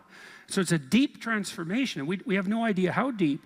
And again, you could ask yourself, if you didn't withdraw in fear from anything from everything that life threw at you, who could you become? And I would say that's the central religious question in some real deep sense. Are more things thrown at us than we can manage? Well, that's a tricky question because pretty dreadful things are thrown our way. And you might say, well, that just presents an insuperable barrier to progress. That's not very helpful, because you're alive, here you are, you got these problems to contend with, and if it's an impossible task, then how could you be anything but hopeless and desperate? But then you think, well, wait a second, how would things transform if I took this on as a voluntary adventure? You know, regardless of its scope, and the scope would include unjust suffering, death, and hell. And that's not just some religious or metaphysical vision. It's like, no, you're actually going to have to contend with that in your life, in whatever way those things make themselves manifest to you personally. That's coming, man. And so maybe you better get prepared. And then the question might be, well, what would happen if you got prepared? And the answer might be, you'd be prepared. And I think the religious enterprise, in its deepest sense, is that process of preparation. And you know, you might want to even push that a bit farther. You might say, well, not only do you want to get prepared for what's coming your way, but you want to be so prepared that when it comes your way, that it doesn't make you bitter and resentful and tempted by the desire to walk the path that would make all of that even worse. And so you might say, well, if you could really face up to what you need to face up to, not only could you turn yourself into someone that could bear the catastrophe of life and exposure to hell, but maybe you could turn yourself into someone who would still do good even while facing those things. And that's a pretty noble goal, you know, because it's realistic. It's not naive at all. It says, look, man, you know, trouble's coming your way, and it's real. And yet it's possible that you could confront that and still do good in the deepest sense. It's like, well, that's quite something. It would be really quite something if that's true. And one of the preconditions of that would be faith, I suppose. And in some sense, that's what Tammy was manifesting when she went down and swam with the sharks. Faith that if she looked the bloody predator in the eye, that would solve the problem. And then you think too, well, could it be any other way? It's like, well, we have all these problems in our lives, and we could think there's two possible ways of approaching those problems. One would be we just ignore them in the hopes they would what? Go away? Well, and no one thinks that's, no one who isn't a child thinks that, and very few children. Nobody believes that. We know perfectly well that if you got to face something, man, you better face it. And if you're going to face it, that's probably the best pathway forward. And then you might think, well, what does that mean ultimately? And it might mean something like, face it, you know, as deeply as you possibly can and as voluntarily as you possibly can. And there's an element of faith in that, because you have to put yourself on the line. But you're kind of stuck with that anyways. You know, that's the rub. Here's another rule. Pursue what is meaningful, not what is expedient. This is also a great thing to know, I think. That's a tricky rule. Expedient might be, we're going to have a conversation, and I want something from you. And a lot of conversations are like that, you know, because you have a goal in mind. This is what I want from this person. And so then you craft your conversation to get what you want, right? You subordinate your words to the ethic of your desire. And you might say, well, what's wrong with that? Well, what do you know about what you want? Like, haven't you been wrong about that before? Or you might say, well, what's the alternative? Well, is there an alternative? Well, you have to want something from the person to even interact with them. It's like, no, you could want to see what happens. You could want to play. You could tell the truth. That's an interesting thing to do, because you don't know what's going to happen if you tell the truth, that's for sure. You could let go of what you want and just say what you think. And you could presume, and this is an act of faith too, that the truth does set you free, and that the truth that's spoken properly makes out of possibility the order that is habitable and good. And then you could just tell the truth, and you could see what happens, and that would be an adventure, and that's better than expediency, partly because maybe you're wrong about what you want. And you know that because you're kind of narrow and maybe narrowly self-serving from time to time, and your purview of the world isn't as wide as it could be, and you're a bit bitter, so you tend to be that narrowly selfish because of that. And so you want something from a conversation, and you bend and twist it to get it. It's like, fine, but maybe you'll get something you don't want. Or worse, you'll get something that's positively bad for you. That happens a lot. And so part of the reason there's a deep moral injunction to tell the truth in a religious sense is because there's a hypothesis behind that, which is there isn't anything better that can happen to you than what will happen to you if you tell the truth. Now, that might be hidden from you because sometimes if you tell the truth, and I don't mean to blurt everything out carelessly, like this is a sophisticated thing to do. It's not careless. It doesn't mean just say any old thing that pops into your head. You have to be judicious with the truth. But the notion would be, if something emerges as a consequence of engaging truthfully, and it doesn't seem to be going your way, wait. There's more to the story to unfold, because how do you know if it goes your way or not? Over what time span are you calculating this? Because sometimes things can go pretty badly initially and then much better as they progress. And lots of times the truth has that effect, because you reveal something that's maybe disturbing or shocking even to yourself and to others, and it causes waves, especially if it's a deep truth, and that destabilizes everything. It's like, yeah, but maybe that's preferable to a false peace. You can't find out if it's true without doing it. You're not going to gather the evidence beforehand. So that's the true side of it. Meaning, pursue what's meaningful instead of what's expedient. It's another hint, like the spirit of play, about the pathway. The yin and yang symbol, the famous symbol, it's two serpents, one black, one white, head to tail. Inside the black serpent, there's a white dot, and inside the white serpent, there's a black dot. And the representation is something like the world of your experience is made up of chaos and order. And order is where you are when things are going according to what you want. And chaos is everything that can come in and disrupt that. And both of those can be positive and negative. Too much order, tyranny, right? Too much chaos, nihilistic uncertainty.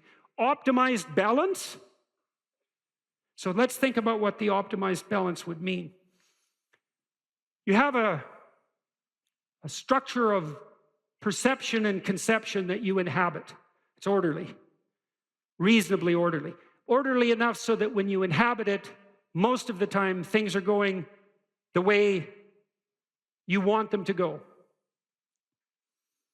But things change and shift, and you don't know everything you should know. So you can't just stay where you are with a good thing. You have to expand. And as you expand, you move out of the domain of order into the domain of chaos, or out of the domain of actuality into the domain of possibility. And then you might think, well, how do you know when you're doing that optimally? Well, one marker, as I said before, maybe that you do it in the spirit of play. But another is, and this is so much worth knowing, things get meaningful. People ask, does life have any meaning? It's like, why is anything worth doing if in 4 billion years the sun is going to envelop the earth? And the answer to that question is, that's a stupid question. And I can prove that in some sense. It's like you're a mother and your baby's crying, and so you're going over there to do something about it. And someone comes along and says, why do you care if that baby's crying? In 4 billion years, the sun is going to envelop the earth. And what's the right response to that? It's something like, go away. Are you out of your mind? And the answer to that question is yes, you are out of your mind. Of course, you can find a time frame or a spatial frame of reference that makes everything you do pointless. It's like, what is this going to matter in 20 trillion years? Well, it's like, the only proper response to that is that's not a wise time frame. Imagine you're in a concert, listening to some great music, and it's got you, and someone taps you on the shoulder and you know, this is going to come to an end. And well, what's your response? Like, go away. And that's the right response to that voice in your head that does those things to you, which says, you know, you're engaged in something and a nihilistic thought comes out, well, what's the point of this given, you know, how unbearable the world is in the current political situation and the fact that we're inhabiting some ball of dust on the edge of some fringe part of the cosmos and that everything's dead and material. It's like, get thee behind me, Satan, right? Really. It's not a mark of wisdom.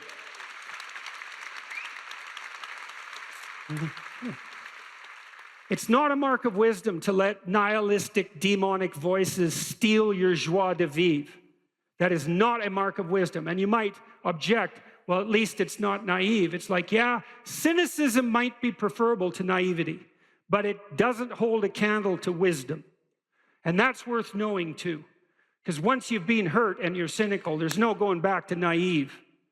But there's no point in staying at cynical. And there are degrees of courage way beyond cynicism. And some of that is the regaining of the faith you had as a child despite your current level of wisdom. And that's something to strive for, right? That's a moral attainment. That's not a burying your head back in the sand. Quite the contrary. And so, well, back to the yin and yang symbol. Imagine you have an instinct that orients you. Well, you do, as a matter of fact. There's a reflex that's replicated at multiple levels of your nervous system, and it's ancient. If you have a nervous system as an animal, you have this reflex. And the reflex is something like surprise. You know, if I walk across the stage and I hear a loud noise behind me, I might go like this. And that would be automatic because I'm gripped by unconscious systems. And what's happening is some chaos has emerged and it stops me in my tracks because something unexpected happened, my current plan is incomplete. And then I'll turn and orient towards the place of the disturbance. And that's the beginning of exploratory behavior. And then I might run away, which might make me safe, or I might cautiously investigate, in which case I can find out what caused the disturbance, maybe rectify it, and maybe update my plan so that that sort of thing doesn't happen again. That's a better approach. You pointed out 3 reasons that you're concerned. Because you have a son, and then you talked about what you saw in his circle of friends.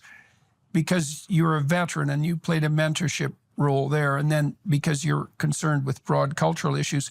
Let's start with the personal. I want to tell you a story about my son when he was about 13. So I reviewed his report card, and it wasn't stellar, let's say, although it was fine, but it wasn't stellar. And so I asked him about that, and he said, well, Dad, I'm doing pretty well. I'm doing really well for a boy. Right. And I thought, I'd never heard him say anything like that. And it was certainly nothing that he had picked up at home. And it was quite striking to me because for him, that was just matter of fact. And of course, that's a deep rabbit hole, because when your son comes to you and says, I'm doing pretty good for a boy, if you have any sense, the first thing you think is, where the hell did that come from? And so, seriously, because now that's an implicit presupposition that the boys underperform the girls. That was certainly not a presupposition when I was his age, and it wasn't anything that was appropriate for him because there's nothing wrong with his mind or his conscientiousness. And so, you know, I've observed that boys are the school system is not set up for them in the least. The vast majority of teachers are not only female, but infantilizing female and radically left. Boys' play preferences are denigrated. They're required to sit for hours at a time, which is not in keeping with their nature, especially if they're active, in which case they get diagnosed with ADHD and get put on methylphenidate, which suppresses play behavior as one of its primary functions.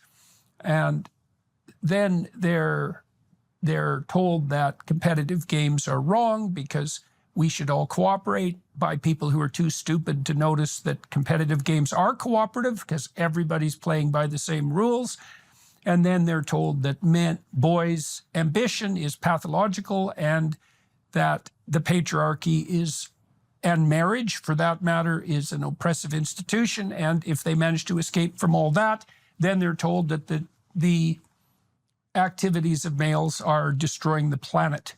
And that's pretty much a comprehensive, that's comprehensive evil queen pathology as far as I'm concerned. And it's not bloody well. Then you add to that, there's an additional twist too, which we should delve into. You know, it's a universal cultural problem to make adults out of juvenile males. That's why there are initiation rites in so many cultures. And you have to create a responsible man. And the reason for that is that it's a hell of a lot easier to be irresponsible and immature than it is to be responsible and mature. And for men and women. For men and women, yeah. Right. Well, the thing about women is once they have an infant, that kind of catalyzes the maturity. And maybe their nature has a proclivity to initiate women a little more dramatically than it initiates men. So the fundamental problem that cultures face is how to make men out of boys and how to stop young women from getting pregnant out of wedlock. That's the anthropological evidence. And so the boys face I think, a virtual conspiracy of demoralization.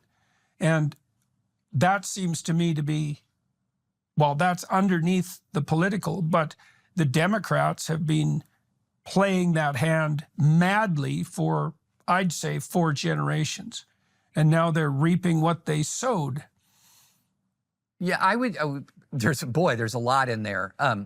Let me go kind of step by step, and let me begin with one thing that I think you articulated right off the top, that is, I think, a very important disconnect that is happening. So a lot of this articulation you hear from the extreme left, and you laid out the way there are folks on the extreme left who just comprehensively demolish masculinity. Now, I'd say most boys have not been exposed to that in school. That might be you might see that in some hyper progressive prep schools or whatever, but some degree of that, some element of that is coming and leaking through and permeating through a lot of American culture. And one of the things that I have seen is that a lot of the people, when we talk about this, when we raise this issue, a lot of people in the commentary and the commentary class and the academic class immediately denigrate a lot of the evidence about the struggles of young men and boys because they don't see in their milieu, they don't see men struggling because they're in places where it might be, say, elite academia or high-level corporate work or in the military or government where men are still at the tip of the spear, at the apex of kind of American commercial and political and economic achievement. Men are still doing quite well. It's the big, giant number of people who are not in that sort of tip of the spear who are really struggling. And because so many of us live in these bubbles, a lot of people don't see it at all. They don't see it at all. And this is something that I think is endemic in our commentariat, and that is a lot of our commentariat lives and eats and breathes a very rarefied cultural air, and they don't have any real world sense of the way that people are living their lives and the struggles they're facing outside of that milieu. And so when you walk into and you start talking about how these young men are struggling, a lot of times you get I've been in these rooms where people immediately dismiss you. Well, disproportionate number of men are CEOs, a disproportionate number of men are in Congress, you name it. And I'm like, I'm not talking about the tip of the spear here. I'm talking about millions upon millions of people, regular Americans who are struggling. And in many ways, they're not struggling because of you, but are you helping or are you hurting? And I can tell you right now, if you're telling men that, for example, traditional masculinity ideology is inherently toxic, you're hurting. You're not helping. And I tend to have an explanation of the struggles of young men that's rooted in a lot more than ideology and politics. It's rooted in changing economies and changing technologies. A lot of things changed in a way that left men in a position where they would often feel like, I'm not as necessary, I'm not as needed as I was. A lot of the raw strength, that raw physical strength, for example, that men have, became less and less important to be a part of a vibrant economy. Military is shrinking. The US military is much smaller right now than it was at the height of the Cold War. A lot of these things created dynamics where men felt less needed. And then you have another part of this cultural world that then jumps on men who are feeling less needed, who are not elitists, who are not tip of the spear or regular everyday folks who are just trying to do their best, and are coming in and saying, well, a lot of the things that you feel or a lot of the way that you are is just bad and wrong. And so that created this environment in the sense where I'm struggling and an awful lot of people don't care. And that, I feel like, is just a giant cultural disaster that unfolded. And now it's not unfolding everywhere the same. That litany of things that you said about what people on the far left think and did, like my son and his peers, they never heard any of that in rural Middle Tennessee. That is not their experience in rural Middle Tennessee. But I will say that all the technological changes and the changes to career and the changes to all these other big cultural changes absolutely impact us everywhere. And so young men are facing a world, even if they're in a very sort of man-friendly part of the country, which rural Tennessee is, they're still walking into an economy and they're still walking into a culture that has been through a lot, generations of upheaval. And in that circumstance, you really have to intentionally lean in to mentor young men into virtuous masculinity. It doesn't happen by osmosis. It doesn't happen by inertia. It happens through intention. And so that's where, when I was writing my piece that you reached out, when you're in your book, 12 Rules is a lot about intention, like living an intentional life and thinking things through and having an approach and having a purpose. And that's exactly how you cultivate virtuous masculinity is you're living a life of intention. It's not happening by osmosis. It's not happening by inertia. And in fact, a lot of the cultural inertia was destructive, not constructive. And so creating I think it was absolutely vitally necessary to create a kind of counterculture to that was like, hey, young men, we love you. We care about you. We want you to succeed. And I think that's one of the reasons why, you often see a lot of emotion spring up in men when they do encounter somebody, whether it's somebody who wrote a book or delivered a speech that finally says to them that very simple message, that's what they hear. I care for you. I want you to succeed. I'm here. I'm going to help you do it. And the best people who do this do it. I want you to succeed in the right way. The worst voices are, just go get what's yours, young man. That's the toxic message that indulges the worst elements of our nature. When my clients first come to see me, one of the things I often ask them is, okay, well, let's say you look a year ahead. What do you want? What are we aiming at? What would your life isn't the way you want it to be. How would it look if it was the way you wanted it to be? Or at least partly that way. Then we aim at that, right? And we look for impediments, psychological impediments, fears, avoidance strategies, that sort of thing. And we develop strategies. And we try to move towards that, I would say, ideal. All right, to understand the categories of myth, we'll say, we have to understand something about the nature of categorization. Now, categorization is a tricky thing, and we're going to run through some complicated ideas relatively quickly. You think you put things in the same category because they're similar, but the problem is that, first of all, that's not an answer. It's just a restatement of the initial proposition. And second of all, you can put things in the same category that are by no means identical, and you often do that. And third, it's things that are similar are often also importantly different. And so picking which element of similarity, you know, like let's say you have a group of books. Well, are they the same? Well, obviously no, because, well, unless they're, you know, all the same book. But the category of books is a pretty strange category because the content of the books differs completely. Well, you could still make a group of books, and you pick some arbitrary element that unites them and consider that grounds to make a category. There's other categories, more scientific categories, and scientific categories tend to actually contain things that are very, very similar across multiple dimensions. Like protons are like that. As far as I can tell, there's nothing that distinguishes one proton from another, and the same with electrons. And you know, the set of triangles is like that because you can define it precisely. But most of the categories that human beings use aren't so neat, and the problem with that is that unless the categories are neat, like scientific categories, it's very difficult to investigate them scientifically. So for example, you might do research on a group of people with anxiety disorders, but the problem with that is that the anxiety disorder category is so heterogeneous that it's almost impossible to identify the commonalities across all the people who are in that category, and that's partly because the category isn't actually a scientific category. It's a hybrid category. It's a practical category. I can give you an example of that.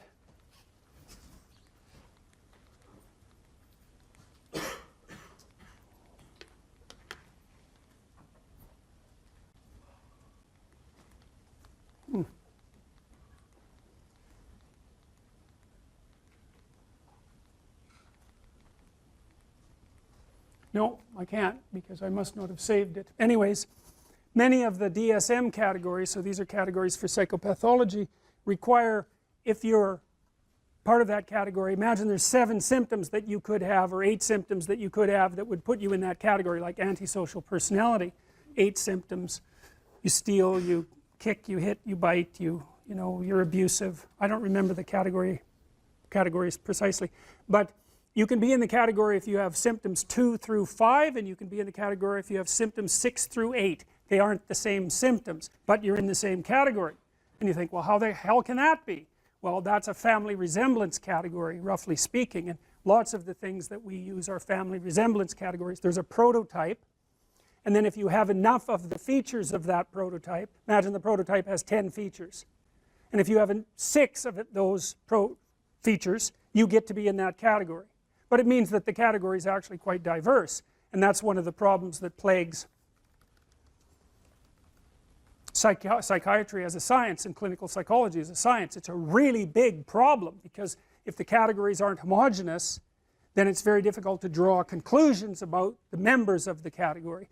And the psychologists and the psychiatrists claim that those are scientific categories, but they're not, and they can't be, partly because they're aimed at the classification of health or ideal versus non-health or non-ideal, and partly because they play multiple roles, eh? I mean, the category isn't there just to provide neat demarcations for scientific study. The category is there to give people a language to talk about certain sets of symptoms, to diagnose, because, you know, when you come in and you have a set of symptoms, you might want to know what they are so that you also know what they aren't. It's really a relief often to find a diagnosis. And then of course the diagnosis has certain implications for treatment and for billing and for all of that, so the category has to play all of those roles. So there's multiple types of category, and the categories that we're talking about in relationship to mythology aren't scientific categories. They're categories about the world construed as a place to act. So here's a way to think about it. You're always looking at the world through a framework of reference, and you have to do that because there isn't very much of you. You can't see the whole world at once, and in fact the amount of the world you actually see is so small you can't believe it. The central part of your vision is zipping around producing a pretty high resolution representation of exactly what you're looking at, but outside of that center, like if I look at you, I can't see her eyes. I can see her glasses, but barely. I can't even tell whether you're male or female. The person past that, I can't see at all. Now you don't notice that, you know. You don't notice that you're that blind because your central vision is always popping around, illuminating that tiny space. But you're so damn blind, it's just mind-boggling. And I'm sure some of you have seen the invisible gorilla video, you know, where a gorilla comes into the video and you don't notice, which is somewhat shocking because you would think that you would notice a gorilla. But what happens is that you actually don't notice something unless it interferes with what you're doing. And because what are you going to do? Notice everything? You can't do that. You can hardly notice anything. So what you do is you pick something to focus on. It's usually something that you value, because why else would you focus on it? So that means that your value system determines the direction of your perception. Bloody well think about that for a minute. That's a Buddhist idea, right? People live in a kind of illusion, and sometimes that illusion causes suffering, and they can transform the way they look at the world, and that can release them from their suffering. But the idea that you do live in an illusion, well, I don't know if it's exactly an illusion, but you certainly do live within a framework of perception that's determined by your values. Now that is so weird, you know, because we never think of the world as something that reveals itself through our values. But of course it does, because you look at what you want. You aim at what you want, and once you've aimed, the world lays itself out for you, and that's exactly how perception works. That's why I represented it this way. You're always somewhere, that's point A, and that's somewhere in some place in some time, and you always have some notion about what you want to have happen next. You know, you're going to go to the next class, maybe you've got a plan after this. In this class you have a plan, you're hoping to learn something, I presume, and maybe you have a goal with regards to a grade, and that's nested inside your desire to get a degree, and that's nested inside your desire to be educated and to have a career and have a successful life. So attending to me at the moment, the reason you're doing that is because all of those values exist within you simultaneously, focusing your attention. And so you're attending to me and not to something else, assuming that all of you with your computers open aren't surfing the web, which you might be, but assuming that you're focusing, whatever you're focusing on is directed by what you value. And some of that can be unconscious. In fact, a lot of it is unconscious, because you know it's very difficult for you to get control of what you pay attention to. You know what that's like. You're trying to study, it's kind of a boring paper. Christ, your attention is just like everywhere, you know. Maybe you'll vacuum under the bed instead of doing reading the paper, you know. You can't get a grip on that thing, so your attention has an autonomy. And that's another psychoanalytic idea, you know, because you kind of think, well, you're in control. It's like, really? You ever try telling yourself what to do? How does that work for you? I'm going to go to the gym 3 times a week. Right, sure you are. Yeah, I'm going to quit eating sugar for a month. It's like, how long does that last? It's like 15 minutes, and you're eating like 3 chocolate bars. The empirical viewpoint is in some sense that what you know as a consequence of sense data. And the problem with that proposition is that there is mystery embedded inside the axiomatic presupposition of sense data. So behavioral psychologists believe that animals, and they tried to model animal behavior using these a priori theory, the animal reacted reflexively to a stimulus, and so that's a deterministic machine hypothesis. And that always bothered me, partly because animals don't do that. So for example, if you train a rat to run down a maze, it'll learn how to run down the maze, and then if you bind the back legs of the rat, and you put its rear end on a wheeled chariot, it will propel itself through the maze on the wheels. And obviously it didn't learn that reflexively, because there aren't that many wheeled rats, and they just don't have that kind of experience. And so the rat's perfectly capable of modifying what it learned in this hypothetically deterministic manner to react to an entirely different set of challenges and come up with exactly the same solution. There was an old behaviorist joke that Under controlled laboratory conditions, an animal will do exactly what it damn well pleases. And I like that very much. And the problem with the behaviorist theory of stimulus response was the axiomatic presupposition that the stimulus was given. That you just look at the world and there's the stimulus right in front of you. That takes no effort, and you merely respond reflexively to it. And that's so wrong that it's almost incalculable, because it turns out that perceiving the world is so complex that in some real sense, not only do we not know how we do it, but it looks impossible. And part of the reason that it's impossible, and this is again why empiricism is an incomplete theoretical account of the genesis of knowledge, is that there are literally, or close enough to literally, an infinite number of ways to look at anything. And that's because everything is not only complex in and of itself, at the microcosmic level, almost beyond imagination, but that everything is also situated in a context, which is actually a determining element of the nature of the thing, and the context, expanded enough, actually takes everything into account. And so that makes perception a very weird phenomenon. For another reason, I was always amused, for example, when I traveled with my family when I was young, on our summer vacations, we used to do things like get out and look at the border between Canada and the United States. And that's a very weird thing to do, because you can actually do it, and you can step across it, and people treat that as if it's magic in some sense, because part of us knows that that border is not there, right? It's not a part of the objective world, and yet it is, because there you are standing beside it. And then if you look at aerial views, you can see the farmers' fields end exactly where the border is. And so things like borders between countries inhabit this weird space between the objective and the subjective that's a magic space. And it actually turns out that almost everything we perceive has that degree of magicality about it. I've thought also about such things as people's proclivity to go to museums, maybe in Nashville, for example, or Memphis, to go look at Elvis Presley's guitar. And you think, well, what exactly are you looking at when you go look at Elvis Presley's guitar? Because first of all, it's a mass-produced guitar, and so why not just look at another guitar? And you think, well, that's not the same thing. It's like, well, why isn't it the same thing? Because it's not. And the reason is that the guitar is not merely something, and this is the thing you perceive, it's not merely something made up of the guitar atoms, let's say, and the guitar molecules. It's also an artifact that was embedded in a context across a period of time. And that embeddedness of that artifact is part of what you perceive when you see an artifact like a celebrity, something a celebrity owned, or the relic of a saint, let's say.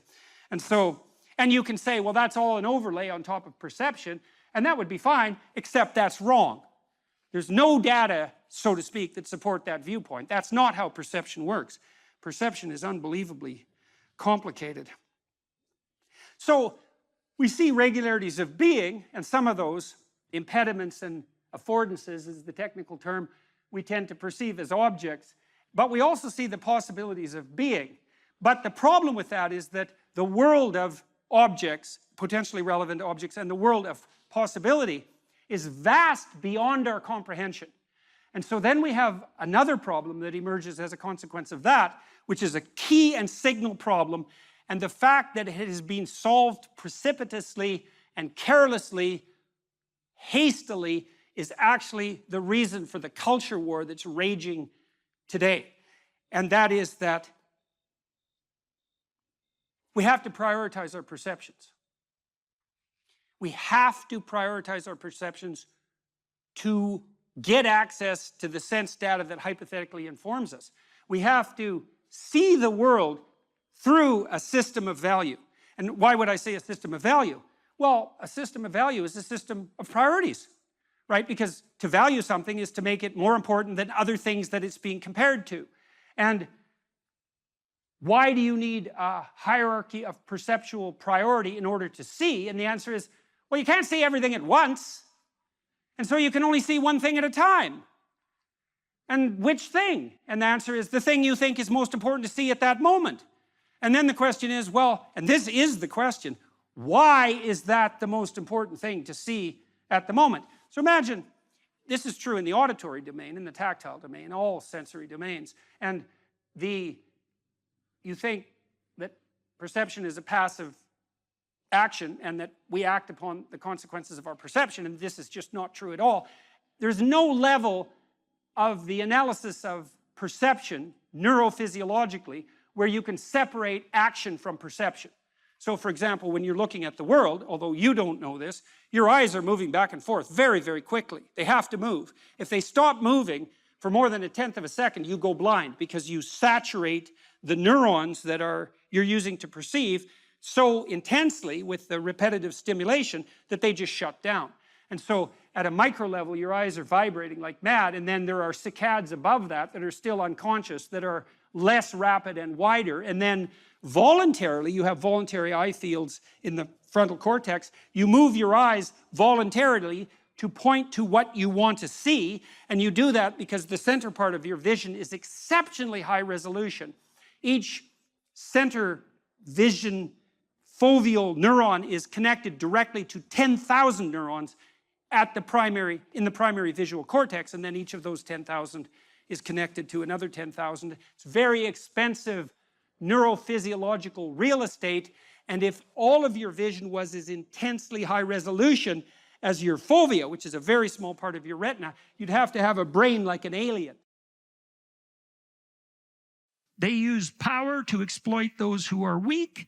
That explains all economic relationships. You can apply the same lens to history. History is nothing but the power struggle between different claims to power. That is absolutely what people are being taught in our institutes of higher education. And it's unlikely that there's a doctrine that's more corrosive in relationship to the actual spirit upon which your country and the free West in general was founded. Those are antithetical stories. Well, what's the alternative story? Well, let's lay some out. Here's another story. Do what you want will be the totality of the law. That's a somewhat mangled quotation from Aleister Crowley, who was a Satanist in the late part of the 1800s. He was like a disciple of the Marquis de Sade. He was one of these people who believed, as you can believe rationally, that why the hell shouldn't I do just exactly what I want whenever I want to whoever I want, regardless of, well, let's say the cost to them. What's the rational argument against that? What if I have power and I won't get caught, for example? If I just get away with what? The untrammeled expression of my most primordial desires. Why not let that be the story? One whim after another. That's the hedonistic story. It's a cacophony, that story, because as you know from your own experience, if you give yourself over to your immediate wants, you're just one appetite after another, right? There's no real coherence there. You basically have the same psychological status as a very badly behaved 2-year-old. Well, 2-year-olds are like that. They don't have a integrated, their fundamental pattern of being and personality isn't integrated yet. And so they're more or less at the mercy of their whims. And a hedonist is a worshiper of his own whims, right? And he's a pagan in that sense because it's just one damn desire after another. And he might say to himself, well, those are my desires. He might identify with those desires. And that's really, what would you say, the cardinal form of identification in the modern world. I identify with what my wants are, particularly sexual wants. That constitutes my identity, and anyone who gets in the way can go directly to hell. And that's a very pathological mode of being, and there's a variety of reasons for it, not least that it's exactly reflective of the same kind of immaturity that makes 2-year-olds entirely self-centered and driven by instinct. Now, you might say, well, what's wrong with that? You know, when 2-year-olds have their delightful element, you know, they're very enthusiastic, they're very spontaneous, they're kind of alive in a fiery way, but they're completely incapable of taking care of themselves, right? And this isn't a hypothesis. You don't see roving bands of thriving 2-year-olds running through the forest organizing themselves. Well, why not? Well, it's because that short-term, self-centered, whim-dominated possession doesn't allow you to exist in the world. You have to mature. And of course, that's what you're trying to do with your kids as a parent, is you're trying to shepherd them through the process of maturation. Well, why? Well, how about so they have some friends? Because if it's all about them, well, then they don't have any friends. And that goes for all of you too. If it's all about you, good luck with your marriage. If it's all about you, you don't have friends. You might have, if you're a bully in particular, you might have, toadies and thugs who benefit from your use of power, but you don't have friends. If you exploit your customers as a business person repeatedly to redound to your own immediate advantage, you're not going to have customers for very long. Your reputation is going to precede you. You're not going to do well in the world. So what do you do instead? Power is a bad story. It's a corrupt way of looking at the world. It leads to violence. It's generally manifested in service to a narrow kind of hedonism, because why have power unless it's to get exactly what the hell the worst of you wants from moment to moment? If you're not under the sway of some self-centered and relatively malevolent whim, you don't need to use power on other people, because you could just ask them to go along for the journey. And maybe they would. That's what you do when you play instead of when you use force. That's what you do when you invite instead of using force. That's what you do when you establish a vision that other people share instead of being a tyrant. Well, that's what you do if you're mature. That's even what 2-year-olds understand by the time they're 3, when they start engaging in pretend play with a would-be friend. Who's a friend to a 2-year-old? Well, the first thing, or 3-year-old, because 3-year-olds start to become social. Well, the first thing you want to do if you're a 3-year-old is play a game with someone. That's not the same as having your own game, right? If you play a game with someone else, there are some intrinsic rules. Well, what are the rules? Well, how about they get a turn, right? And maybe a generous turn, right? Because if you're going to have a friend and you want the friend to like you, which is kind of like the definition of a friend, and someone who likes you would like to see you again, and that continuity of the desire to see you again and to play together, that's the definition of friendship. It's a sequence of games played with the same person. The game has to be voluntary, it has to be invitational, it has to be reciprocal, right? And so what you're trying to do with your 2-year-old is you're getting them to sacrifice the immediate gratification of their instincts to reciprocity, right? Now you do something that's a bit more sophisticated than that too, because the other thing you do with children and yourself and with people you love, if you're the least bit sensible, is you let them know that they shouldn't conduct themselves in a manner in the immediate present that compromises their future, right? That's what you mean when you tell your child, don't do stupid things. Well, what's a stupid thing, generally speaking? Something interesting and entertaining in the moment that you pay for, right? And that's the same as an impulsive bad habit in adulthood. It's like the definition of a bad habit. A bad habit is something that works now and not so good tomorrow, or next week, or next month, or next year, or 5 years from now, or 10 years from now. That implies as well that just as the child establishes a relationship of reciprocity with the friend, by starting to understand the future, they establish a reciprocal relationship with their future self. And that's the same thing. So what maturation is, we all know this, maturation is the ability, let's say, to share and to forego gratification, to delay gratification. What does it mean to delay gratification? It means you don't get what the hell you want right now all the time. You have to conduct yourself in a manner that assures communal stability, let's say, and reciprocity. And in the enjoyable sense, you want to be surrounded by friends and compatriots and people who move you forward and people who wish you well, because that's going to be a lot better for you than the alternative. And you want to do that in a manner that assures the future. The whole higher cortical apparatus that human beings are blessed and cursed with is there to integrate the possessing spirits that might otherwise be impulsive and fractionating, to integrate them into a personality that can act reciprocally in relationship to others, and guide itself as a consequence of apprehension of the future. It's a definition of maturity. Now, you kind of know this because as your children mature, as you've matured, the amount of time you can consider expands, right? For the 13-year-old, for a 4-year-old sitting down to take piano lessons, half an hour is an eternity, right? For a 13-year-old, 6 months into the future is forever. By the time you're 50, a year is like a week, right? Well, and there's a loss in that to some degree, but there's a huge gain because as you develop, your capacity to apprehend the consequences of your actions across broader spans of time is much improved, and that reflects cortical maturation. And the same thing happens with regards to your ability to manage yourself socially. What does it mean to manage yourself socially? Well, it means, as I said, that it's not all about you. Your aim can't be the immediate gratification of the whims that possess you.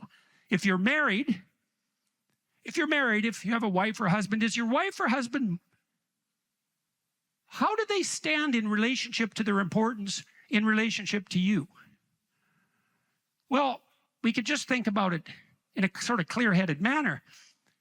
Let's say you have a scrap with your wife, you have a fight with your wife, a disagreement, and you win. You win. She's wrong. She's punished for it in whatever way you can manage. What's the problem with that? You're right, she's wrong. Well, let's say you do that 50 times. Well, now you're living with someone you always defeat.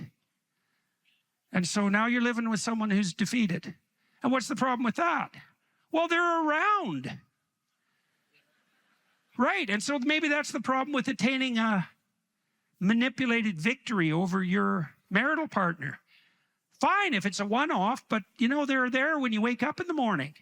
And so is the consequence of your, what? Self-centered, power-based maneuvering?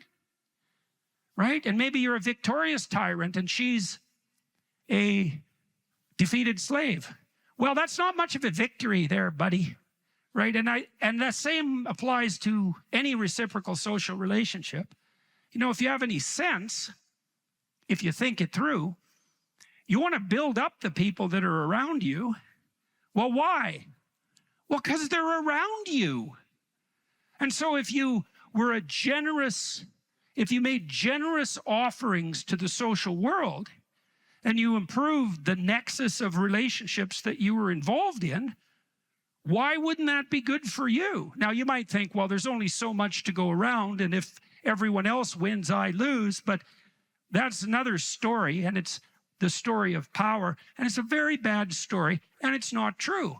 Because the truth of the matter is that there's more than enough for everyone to do, and your victory doesn't have to ever come at the cost of someone else's defeat. I shouldn't say ever. I mean, there are times when, you know, people are head-to-head, and the game that's being played isn't fair, and it's your victory or your defeat. But those are very pathological and unnecessary circumstances, and it would be better to do everything you can to ever avoid being in a situation like that. Situations like that arise when your relationships have deteriorated radically.